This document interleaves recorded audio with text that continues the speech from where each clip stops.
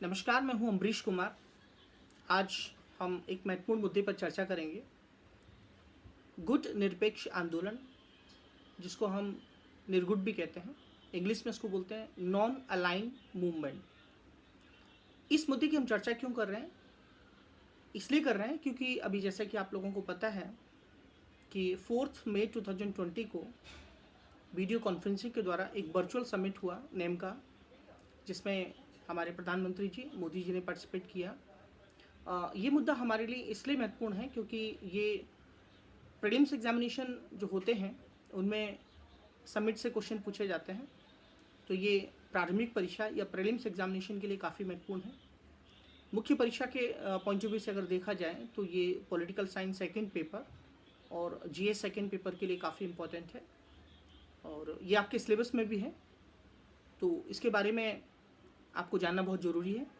इसके सारे basic concept जो आप जिसके लिए आपको बुक्स पढ़ना पड़ेगा वो भी मैं आपको सारे समझाऊंगा, तो वो आपके क्लियर हो जाएंगे सारे कॉन्सेप्ट्स। उसके साथ साथ उसमें क्या मुद्दे चल रहे हैं, उसके फैक्ट्स क्या हैं, क्या क्या इमर्जिंग इश्यूज़ क्या क्या हैं। तो अगर इस डायमेंशन से किसी टॉपिक को पढ़ लिया जाए तो हमारी तैयारी पूरी हो जाती है। और एक चीज़ मैं आपको बताना चाहूँगा कि इससे रिलेटेड जो मेरे नोट्स हैं वो मैंने ऑनलाइन पब्लिश कर दिया है, तो आप ले सकते हैं वहाँ से। आपको लिंक मिला होगा और वहाँ से आप उसको पढ़ लीजिएगा। आप कॉन्सेप्ट्स मुझसे समझ सकते हैं। पढ़ने का काम आपको मैं नोट्स भेज रहा हूँ, आप वहाँ से नोट्स देखिए, उसको पढ़िए और वही सारी बातें मैं आपके साथ डिस्कस कर रहा हूँ। तो कॉन्सेप्ट डिस्कशन और जैसे मैंने आपको बताया वो मैं करने जा रहा हूँ। आपको लेक्चर्स को बहुत ध्यान से सुनना है। सारी चीज़ें मैं अपने आपको बताऊँगा इससे संबंधित। सबसे पहले मैं आपको ये बताना चाहूँगा कि इस बार जो ये चर्चा की गई है नेम की, या नेम का जो वर्चुअल मीटिंग हुआ है, समिट उसको कह सकते हैं, वीडियो कॉन्फ्रेंसिंग के द्वारा, ये पहली बार ऐसा हुआ है कि जब इसकी वर्चुअल समिट हुई है या वीडियो कॉन्फ्रेंसिंग के द्वारा इसकी समिट हुई है। इसका कारण तो आप सभी लोग जानते हैं, जैसे कि आप सब लोगों को पता है कि इस समय कोविड-19 के दौर से हम लोग गुजर रहे हैं। लोगों ने अपना जीवन बदला है, सरकार ने अपना तरीका बदला है, गवर्नेंस का तरीका बदला है। तो उसी तरीके से डिफरेंट जो मीटिंग्स भी हो रही हैं वो भी एक नए अंदाज में हो रही हैं। तो G20 की समिट अगर आप देख लें, चाहे आप नेम की समिट देख लें, तो इसी तरीके से जो है ये समिट्स हो रही हैं। मैं आपको बताना चाहूँगा कि ये जो समिट हुई थी, इस समिट में या इस सम्मेलन में मोदी जी का जो मुख्य एजेंडा था बात करने का, जिन बातों को उन्होंने रखा, तो सबसे पहले तो इसमें किस तरीके से हम लोग यूनाइट हों, किस तरीके से हम फाइट करें कोविड-19 को लेके, इस मुद्दे पे चर्चा हुई। दूसरी बात उन्होंने ग्लोबलाइजेशन के बारे में रखी। उन्होंने ग्लोबलाइजेशन के बारे में उन्होंने ये कहा कि ग्लोबलाइजेशन एक नए टेम्पलेट में आना चाहिए। अब आप ये सोचेंगे कि सर ये क्या बोल रहे हैं कि ग्लोबलाइजेशन एक नए टेम्पलेट में आना चाहिए। सबसे पहले मैं आपको इसका मीनिंग समझा देता हूँ कि ग्लोबलाइजेशन होता क्या है। तो अगर हम संक्षिप्त या कह सकते हैं नेट सेल में कहें तो एक ऐसी विश्व व्यवस्था, एक ऐसा विश्व जिसमें सभी लोग एक दूसरे से गुड्स और सर्विसेज के माध्यम से जुड़े रहते हैं, जो कि एक गाँव की तरह होते हैं, जो कि एक विलेज की तरह होते हैं, जिसमें दूरियां नहीं होती हैं। तो ऐसे ही कॉन्सेप्ट को या ऐसे ही अवधारणा को हम ग्लोबलाइजेशन या सार्वभौमिकरण कह सकते हैं। तो अगर आज आप देखेंगे तो ग्लोबलाइजेशन का ही ये डिसएडवांटेज है कि अगर हम कोविड-19 के क्राइसिस से गुजर रहे हैं, तो मोदी जी ने इस चीज़ को फोकस किया। मोदी जी ने कहा कि ये जो ग्लोबलाइजेशन है ये नई टेम्पलेट में होना चाहिए, जैसे कि ये ह्यूमैनिटी पे बेस्ड होना चाहिए, मानवता पे बेस्ड होना चाहिए, समानता पे बेस्ड होना चाहिए, इक्वालिटी पे बेस्ड होना चाहिए, सोशल वेलफेयर पे बेस्ड होना चाहिए और फेयरनेस की बात की, निष्पक्षता की बात की, इन पे बेस्ड होना चाहिए। कुल मिला के मैं आपसे ये कह सकता हूँ या मुझे कहना चाहिए कि इस बार की जो समिट थी, इस समिट में जिन चीज़ों को प्रधानमंत्री जी ने एड्रेस किया, उसमें जो भी चीज़ें उन्होंने रखी सामने, उसमें उन्होंने एक ऐसी विश्व व्यवस्था की बात की जो कि जिसमें रिफॉर्म्स होने चाहिए। जैसे कि आप लोगों को पता है कि WHO जो कि विश्व स्वास्थ्य संगठन है, और चाहे वो यूनाइटेड नेशंस हो, ये जितनी बड़ी बड़ी इंटरनेशनल ऑर्गेनाइजेशन हैं, आज इनकी कमियां क्या हैं, इनमें क्या रिफॉर्म्स होने चाहिए, इनमें रिप्रेजेंटेशन का जो प्रॉब्लम है, राइट, ये सब सोचे जाने की आवश्यकता है।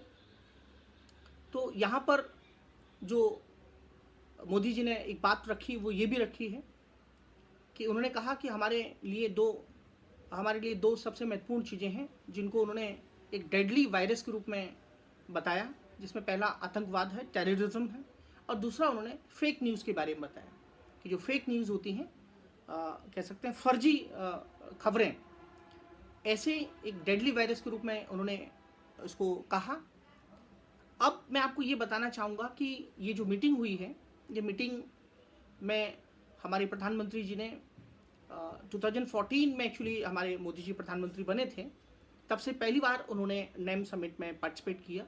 उसका कह सकते हैं कि इससे पहले जो एक मीटिंग थी वो 2019 में हुई थी, 18th मीटिंग थी वो, 18वीं मीटिंग थी वो, और ये बाकू अजरबैजान में हुई थी।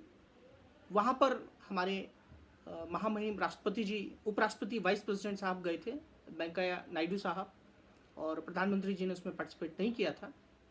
तो इसीलिए मैं आपको बताना चाहूँगा कि मोदी जी एक ऐसे पहले प्रधानमंत्री हैं जिन्होंने पहली बार नेम समिट में एड्रेस किया है। इससे पहले उन्होंने पार्टिसिपेट नहीं किया था, 2016 में भी नहीं, 19 में भी नहीं, और 2012 में एक मीटिंग हुई थी जो कि तेहरान में हुई थी, जहाँ हमारे प्रधानमंत्री मनमोहन सिंह साहब गए थे। तो ये प्रधानमंत्री बनने के बाद मोदी जी की पहली मीटिंग थी। और मैं आपको बताना चाहूँगा कि ये जो नेम है, इसकी जो चेयरमैनशिप है अभी, ये अजरबैजान के प्रेसिडेंट साहब के पास है, और ये यहाँ वो कह सकते हैं कि उन्हीं की चेयरमैनशिप में इस बार मीटिंग हुआ है। अजरबैजान इस समय अध्यक्ष है, और ये 2019 से लेकर 2022 तक चेयरमैनशिप उन्हीं के पास रहेगी। और मैं आपको बताना चाहता हूँ कि ये जो मीटिंग हुआ है अभी नेम का, तो ये नेम है क्या, पहले मैं आपको ये बताता हूँ। आप सोच रहे होंगे कि ये मीटिंग तो हुआ है, लेकिन सर इसके बारे में नहीं बता रहे हैं, ये नेम होता क्या है। तो इसके लिए थोड़ा सा हम पीछे हमें जाना पड़ेगा। अगर हम देखेंगे कि जब सेकेंड वर्ल्ड वॉर हुआ था, सेकेंड वर्ल्ड वॉर 1945 में हुआ था, और 1945 के बाद जब देश दुनिया के हालात बदले, तो उस समय दो विचारधाराएं पनप रही थी, दो विचारधाराएं, दो आइडियोलॉजी। एक तरफ सोशलिज्म, कम्युनिज्म, जिसको हम साम्यवाद कह सकते हैं, जिसको रिप्रेजेंट करने का काम यूएसएसआर का था, सोवियत संघ जिसको हम कह सकते हैं, और एक तरफ कैपिटलिज्म, जिसको हम यूएसए कह सकते हैं। और यूएसए कैपिटलिज्म को रिप्रेजेंट कर रहा था, या उसको एडवोकेट कर रहा था, या उसकी वकालत कर रहा था। पूंजीवाद और कैपिटलिज्म का मतलब क्या होता है? पूंजीवाद और कैपिटलिज्म का मतलब होता है कि एक ऐसी व्यवस्था, एक ऐसा सिस्टम जिसमें कैपिटल ही इंपॉर्टेंट होता है, प्राइवेट ओनरशिप होती है। तो ये उन आइडियोलॉजी पे यूएसए चल रहा था। और दूसरी आइडियोलॉजी जो कि मैंने आपको बताया, रशिया कम्युनिज्म आइडियोलॉजी की तरफ आगे बढ़ रहा था। और कम्युनिज्म आइडियोलॉजी का मतलब होता है कि एक ऐसी व्यवस्था जिसमें स्टेट स्पॉन्सर, स्टेट ही सब कुछ करेगा। तो ये जो दो ब्लॉक थे, जो आइडियोलॉजिकल कह सकते हैं कॉन्फ्लिक्ट था दोनों के बीच में, और इसी दौर में एशिया, अफ्रीका, लैटिन अमेरिका के बहुत सारे देश जिन्हें आज़ादी मिल रही थी, जो आज़ाद हो रहे थे। अब ऐसी स्थिति में ये दोनों देश, ये दोनों ब्लॉक ये चाह रहे थे कि किसी न किसी तरीके से हर राज्य हमारी तरफ आके, हमारी ब्लॉक में आके मिलके शामिल हो जाए। तो ऐसे बहुत सारे देश जो हैं, कोई कह सकते हैं, अगर हम एग्जाम्पल लेते हैं तो वेस्टर्न जो यूरोप है ये यूएसए के साइड में चला गया, और जो ईस्टर्न यूरोप है ये यूएसएसआर के साइड में चला गया, मतलब उनके गुट में शामिल हो गया। और ऐसे में गुटबाजी हो रही थी, बहुत सारे आर्मी के कह सकते हैं कोलिशन बन रहे थे अपनी सुरक्षा के लिए, अपनी सिक्योरिटी के लिए। और इस तरफ एक तरफ देश आज़ाद भी हो रहे थे, कोई इस गुट में शामिल हो रहा था, कोई इस गुट में शामिल हो रहा था। ऐसे में हमें भी आज़ादी मिली। ऐसे बहुत सारे देश हैं। भारत 1947 में आज़ाद हुआ। और अब सवाल ये उठता है कि जब हमें आज़ादी मिली और अगर हम फिर से किसी गुट में शामिल हो जाते हैं तो हमारी आज़ादी का जाना निश्चित रूप से तय है, वो जानी ही जानी है। क्योंकि हमारे नीतिगत निर्णय क्या होंगे, हमारी पॉलिसीज़ क्या होंगी, हमारे फॉरेन पॉलिसी कैसी होगी, ये डिसाइड हमारा ब्लॉक करेगा, जिस भी ब्लॉक में भी हम शामिल होंगे। और एक सबसे खास बात है, जिस ब्लॉक में हम शामिल होंगे और वो हमारा दोस्त होगा और दूसरे ब्लॉक से हमारी दुश्मनी होगी, तो इससे हमारी सॉवरेनिटी भी चली जाएगी, हमारे इंटरेस्ट भी चले जाएंगे और हम फिर से गुलाम हो जाएंगे। तो ऐसे में बहुत सारे देशों ने सोचा कि अपनी इंडिपेंडेंट फॉरेन पॉलिसी को हमें कैसे मेंटेन करना है। एक मीटिंग होती है बांडोंग, इंडोनेशिया में, एशियन और अफ्रीकन कंट्रीज़ की, जो कि 1955 में इंडोनेशिया में हुई थी, जिसको हम बांडोंग कॉन्फ्रेंस कहते हैं। इस कॉन्फ्रेंस में ये डिसाइड किया गया कि हम एक प्लेटफॉर्म बनाएंगे, एक ऐसा आंदोलन चलाएंगे, एक ऐसा ऑर्गेनाइजेशन बनाएंगे जो कि इसके लिए काम करेगा कि हम मतलब अब आप ये सोचेंगे कि बांडुंग 1955 में तो क्या डिसाइड हुआ, ये तो मैंने आपको बताया कि हम किसी गुट में शामिल नहीं होने जा रहे हैं। लेकिन क्योंकि गुट में शामिल होने से क्या होगा, एक इंटरनेशनल कंपटीशन बढ़ेगा, एक इंटरनेशनल टेंशन क्रिएट होगा, राइट। तो ऐसी स्थिति में हमारी जो फॉरेन पॉलिसी वो इंडिपेंडेंट नहीं रहेगी। तो हमने सोचा हम क्यों ना ऐसी फॉरेन पॉलिसी बनाएं जो कि एक स्वतंत्र, एक इंडिपेंडेंट फॉरेन पॉलिसी को लेके आगे बढ़ सकें हम। तो इसलिए नेम सामने आया। नेम का मतलब ये होता है, नेम का मतलब इसे कहते हैं कि जिसमें हम किसी गुट में शामिल नहीं हैं, राइट, हम किसी भी गुट में शामिल नहीं हैं। तो ऐसे ये इससे फ़ायदा ये हो जाता है कि हम जब किसी भी गुट में शामिल नहीं हो जाते हैं तो दोनों लोग हमारे दोस्त होते हैं और हम दोनों से फ़ायदा उठा सकते हैं। लेकिन इसका मतलब न्यूट्रल होना नहीं है। बहुत सारे लेक्चर्स में मैंने देखा है कि लोग बता देते हैं कि न्यूट्रल होना है, बिल्कुल नहीं। ये इंटरनेशनल रिलेशन में न्यूट्रल होने जैसा नहीं है, ये बिल्कुल एक्टिव होने जैसा है। और जब हम अलग हो गए, राइट, कह सकते हैं कि जब हमने एक नए पॉलिसीज़ को हमने बनाया, एक नए नेम की पॉलिसीज़ को बनाया, तो नेम की पॉलिसी को बनाते समय 1955 में जो बांडुंग कॉन्फ्रेंस हुआ था, वहाँ पे डिसाइड किया गया कि हम इस नीति के अंतर्गत आगे जाएंगे। तो इसमें हमारे भारत के पहले प्रधानमंत्री थे जवाहरलाल नेहरू साहब थे, और जवाहरलाल नेहरू के साथ साथ आप देख सकते हैं कि यूगोस्लाविया जो है उसके हेड ऑफ द गवर्नमेंट थे टीटो साहब थे। कह सकते हैं कि उसके बाद इजिप्ट के जो हैं इजिप्ट के हेड ऑफ द गवर्नमेंट थे नासिर साहब थे। तो ये सब लोगों ने मिलकर ये सोचा कि क्यों ना हम इस नीति को आगे फॉलो करें। और 1961 की बात कर रहा हूँ, 1961 में एक कॉन्फ्रेंस होता है। 1961 में एक कॉन्फ्रेंस होता है बेलग्रेड यूगोस्लाविया में है। 1961 में एक कॉन्फ्रेंस होता है जिसमें कह सकते हैं फर्स्ट समिट होता है नेम का। गुट निरपेक्ष आंदोलन का प्रथम सम्मेलन जो होता है ये बेलग्रेड यूगोस्लाविया में होता है, मतलब यहाँ इसका एस्टैब्लिशमेंट हुआ और यहाँ पर 25 कंट्रीज़ ने उसमें जो है पार्टिसिपेट किया। भारत उसका फाउंडर मेंबर है और इसके फाउंडर मेंबर 5 हैं, ध्यान रखना है आप। पहला आपका इंडिया है, उसके बाद इंडिया में कह सकते हैं हमारे जवाहरलाल नेहरू साहब। इंडिया के बाद फिर आपका घाना हो गया, और घाना के अलावा फिर आपका यूगोस्लाविया हो गया। यूगोस्लाविया के बाद टीटो साहब हो गए, और उसके अलावा फिर आपका सुकर्णो साहब हो गए इंडोनेशिया के। और इस तरीके से आप देख सकते हैं 5 लोग हैं, और आप 5 के नाम ध्यान रखिएगा। फाउंडर मेंबर में आपको ये ध्यान रखना है। तो ये तो मैंने आपको फाउंडर मेंबर की बात बता दी, प्रिंसिपल इनके क्यों नेम आया ये मैंने आपको बात बताई है। फिर हम देखते हैं कि जैसे जैसे नेम आगे बढ़ता है इसके समिट्स होते रहते हैं, राइट। इसमें एशिया, अफ्रीका, लैटिन अमेरिका के वो सारे देश शामिल हो जाते हैं और एक बड़ा ग्रुप बन जाता है, राइट। अगर आप आज देखेंगे, आज की परिस्थिति में देखेंगे, तो यूनाइटेड नेशंस के बाद यही एक ऐसा इंटरनेशनल ग्रुप है जो कि सबसे बड़ा है आफ्टर यूनाइटेड नेशंस, जिसमें 120 देश हैं, राइट। और इसके 120 देशों के साथ साथ इसमें 17 जो देश हैं, 17 कंट्रीज़, राइट, ये इसके ऑब्जर्वर स्टेटस में है। 10 इंटरनेशनल ऑर्गेनाइजेशन है जिसके ऑब्जर्वर स्टेटस में है, राइट। तो इस तरीके से बहुत बड़ा इंटरनेशनल ऑर्गेनाइजेशन है ये, और इसकी मीटिंग्स होती रहती हैं, और इसमें लगातार एशिया, अफ्रीका के जो कंट्रीज हैं इसमें पार्टिसिपेट करते हैं। अभी मीटिंग्स के बारे में मैंने आपको बताया कि अभी हाल की जो मीटिंग है वो किस तरीके से संपन्न हुई, वर्चुअल मीटिंग हुई। अब मैं आपको बताऊंगा कि 1990 में क्या होता है। आप देखेंगे कि 90s के दशक में सोवियत संघ, रशिया, सोवियत संघ जो है कोलैप्स हो जाता है और रशिया का निर्माण होता है। तो देखिए 1945 से लेके अगर हम 1990 तक की सिचुएशन देखेंगे तो इसमें बायपोलर वर्ल्ड था। बायपोलर का मतलब होता है द्विध्रुवीय, बायपोलर, एक तरफ यूएसए और एक तरफ कह सकते हैं रशिया नहीं, सोवियत संघ। तो ये दोनों जो ध्रुव थे, राइट, इसे हम बाइपोलर वर्ल्ड कह सकते हैं। लेकिन 1990 के बाद 1991 में कोलैप्स होता है। कौन? यूएसएसआर। उसका विघटन हो जाता है, टूट जाता है, राइट। उससे छोटे छोटे देश बन जाते हैं, रशिया अलग हो जाता है। तो इसके बाद की जो सिचुएशन है अगर आप देखेंगे तो अब विश्व व्यवस्था कैसे बदल रही है। पहले बाइपोलर थी, फिर ये हो गई यूनिपोलर। और यूनिपोलर का मतलब पता है, एक ध्रुवीय विश्व जिसमें एक सुपर पावर है। जैसे इस समय यूएसए की बात कर रहा हूं, यूएसए सुपर पावर।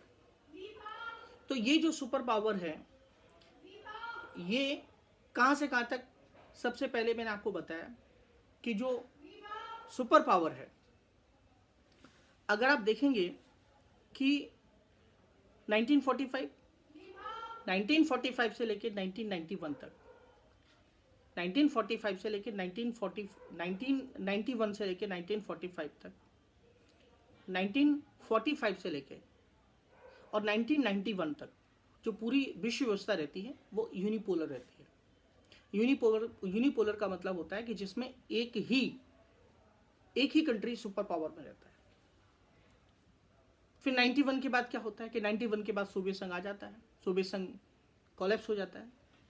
सोवियत संघ कोलैप्स हो जाने के बाद जो विश्व व्यवस्था है 2001 तक आप देखेंगे वो एकदम कह सकते हैं कि यूनिपोलर हो जाती है और सोवियत संघ जो है वो सुपर पावर के रूप 91 के बाद देखेंगे जैसे सोवियत संघ कोलैप्स हो जाता है, फिर अमेरिका जो है वो सुपर पावर के रूप में सामने आ जाता है। फिर आप देखेंगे 2001 की टेररिज्म की घटना हुई, 2008 में फाइनेंशियल क्राइसिस आया। और इस सिचुएशन में अगर आप देखेंगे कि आज पूरा विश्व जो है 2008 के बाद वो एक मल्टीपोलर वर्ल्ड के रूप में जो है उभर रहा है, उसकी इमर्जिंग जो हो रही है आज। और आप देखेंगे आज चाइना, इंडिया, जर्मनी, जापान, ये देश एक इमर्जिंग पावर के रूप में सामने आ रहा है। तो इस तरीके से नेम जो है क्यों बना था, तो आपको समझ में आया होगा नेम का कॉन्सेप्ट क्यों आया था।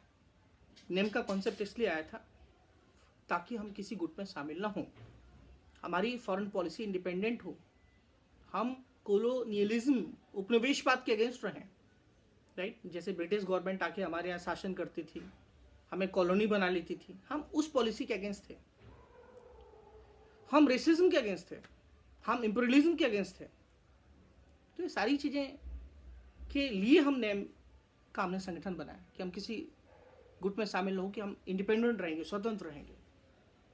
लेकिन साहब सोवियत संघ के कोलैप्स होने के बाद फिर नेम का कोई रिलेवेंस बचता नहीं, क्योंकि अभी तो एक ही गुट है, मतलब कोई गुट ही नहीं है अभी सिर्फ यूएसए है।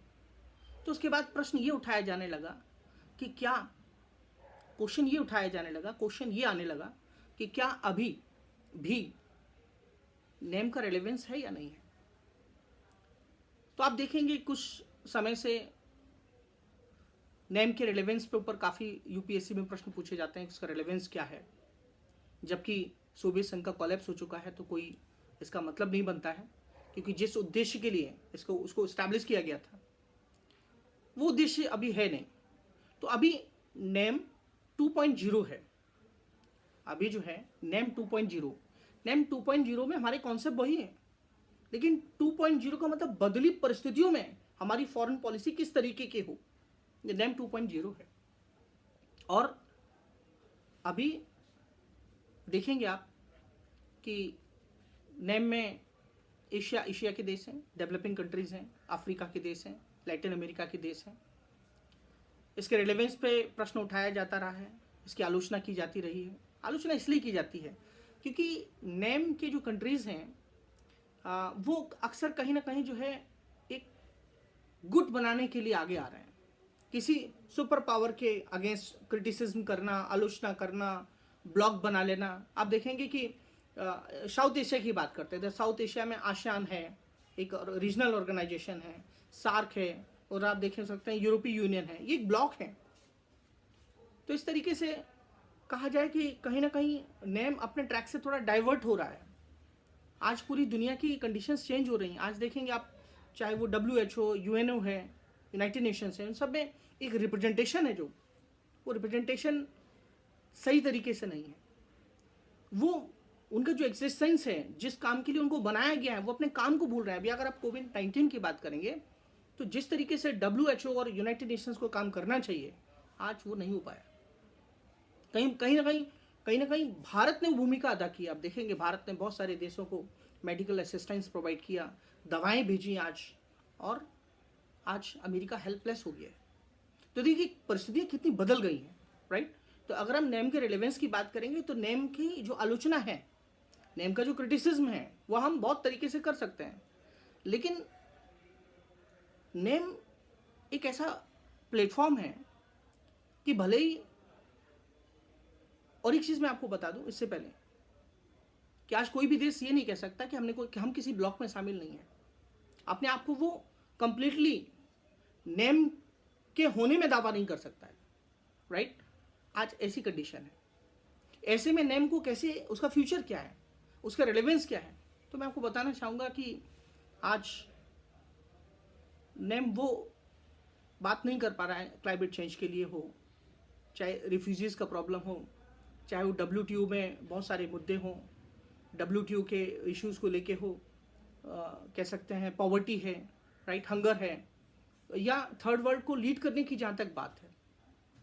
तो मैं ये कहना चाहूँगा कि इन्हीं आधार पे हम इनकी आलोचना कर सकते हैं, क्रिटिसिज्म कर सकते हैं। और यही ऐसे ग्राउंड हैं जिन पर, चाहे वो यूनाइटेड नेशंस में सिक्योरिटी काउंसिल में परमानेंट सीट का मुद्दा हो, क्योंकि भारत को परमानेंट सीट चाहिए, ब्राज़ील को चाहिए, जापान को चाहिए, जर्मनी को चाहिए, राइट। तो कहीं ना कहीं इनका रिप्रेजेंटेशन जो है, अगर आप देखेंगे तो अफ्रीकन कंट्रीज़ जो हैं ये बहुत बड़ी स्ट्रेंथ रखते हैं, राइट। यहाँ गरीबी है, हंगर है, बहुत सारी प्रॉब्लम्स है, सैनिटेशन का प्रॉब्लम है। इनके बिना हम SDG गोल्स टारगेट नहीं कर सकते हैं। इनके बिना हम यूनाइटेड नेशंस में परमानेंट सीट हासिल नहीं कर सकते हैं। तो समय और वक्त ऐसा है कि इसमें नेम को रीडिफाइन करने की ज़रूरत है, और इसको एक नए परिप्रेक्ष्य में, नई चैलेंजेस, जो भी नई चुनौतियाँ आज बनी हुई हैं, उनके कॉन्टेक्स्ट में इसको सोचे जाने की आवश्यकता है। इसकी जो भूमिका है, इसका जो रोल है, आज वो एक परिवर्तित करने की आवश्यकता है। भारत को, आपको पता है कि भारत इस समय जो है नेम में ज़्यादा इंटरेस्ट नहीं ले रहा है। उसके पीछे कारण वही है, क्योंकि इसकी आलोचनाएं जो हैं, जिसको मैं आपके साथ डिस्कस कर चुका हूँ। लेकिन फिर भी पूरी दुनिया जो है उम्मीद पर रहती है, उम्मीद पर ही दुनिया चलती है। और हमें ये मान के चलना चाहिए कि जो नेम है, नेम को हम डिफरेंट कॉन्टेक्स्ट, जो भी मैंने आपको मुद्दे बताए हैं, उन मुद्दों के परिप्रेक्ष्य में या उन मुद्दों के कॉन्टेक्स्ट में, चाहे वो मैंने आपको बताया यूनाइटेड नेशंस में, चाहे सिक्योरिटी काउंसिल का मामला हो, चाहे वो क्लाइमेट चेंज का मामला हो, चाहे वो WTO का मामला हो, चाहे वो कह सकते हैं कि जो यूनाइटेड नेशंस में रिफॉर्म्स की बात हो, तो ये सब मुद्दे हैं। चाहे वो WHO, अभी वर्ल्ड हेल्थ ऑर्गेनाइजेशन की जैसे हम बात करेंगे, तो इन सब मुद्दों को लेके, टेररिज्म की भी बात कर सकते हैं, इन सब मुद्दों को लेके हम कहीं ना कहीं आगे बढ़ सकते हैं और नेम को एक प्लेटफॉर्म के रूप में यूज़ कर सकते हैं। और मैं आपको एक बात बता दूं इस समय, कि इस समय जो कोविड-19 का जो दौर चल रहा है, इस समय आप देखेंगे कि चाहे वो 2008 का फाइनेंशियल क्राइसिस था, USA सामने था, आगे आया था, चाहे वो इबोला हो, जीका हो, इन सब सिचुएशन में अमेरिका हमेशा आगे खड़ा रहा है और पूरी दुनिया को उसने लीडरशिप प्रोवाइड किया है। आज स्थिति ऐसी है कि आज अमेरिका खुद हेल्पलेस हो गया है और एक वैक्यूम क्रिएट हो गया है। चाइना कोशिश कर रहा है अपने आप को, चाइना कोशिश अपने आप को ये कर रहा है कि वो लीडरशिप को कह सकते हैं कि पाने की कोशिश कर रहा है। लेकिन आज जो सेंटिमेंट है पूरी दुनिया के, जो कह सकते हैं ओपिनियन बनी हुई है चाइना के अगेंस्ट, ऐसे में बहुत वैक्यूम क्रिएट हुआ है। और ऐसी स्थिति में भारत जो है एक कह सकते हैं कि इस लीडरशिप, ये जो कह सकते हैं स्पेस बना हुआ है, वैक्यूम बना हुआ है, भारत इस वैक्यूम को कह सकते हैं कि इस खाली स्पेस को जो है पा सकता है और भारत एक लीडरशिप प्रोवाइड कर सकता है नेम के माध्यम से और ग्लोबल इश्यूज़ को जो है उन प्लेटफॉर्म पे ला सकता है और हम इस तरीके से जो है इसका फ़ायदा उठा सकते हैं। और इसी के साथ मैंने आपको सारे टॉपिक्स के बारे में मैंने आपको बता दिया है और समझा दिया है आपको।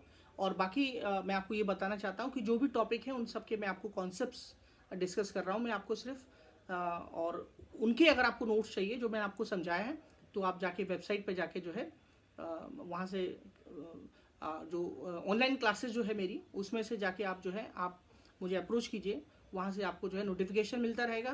क्लास के स्टूडेंट को मैं बताना चाहता हूँ कि आप जो है अपना ईमेल एड्रेस मुझे भेजिए, उस ईमेल एड्रेस के भेजने से मैं ईमेल एड्रेस को जो है रजिस्टर्ड कर लूँगा, उससे जो भी डेली बेसिस पे जो मटेरियल अपडेट कर रहा हूँ वो आपको नोटिफिकेशन आते रहेंगे और आप उनको ऑनलाइन एक्सेस कर सकते हैं, चाहे वो करंट अफेयर्स हो या जीएस का सिलेबस हो। तो इस नेक्स्ट मुद्दे के साथ हम फिर आपको मिलेंगे। थैंक यू, धन्यवाद, जय हिंद।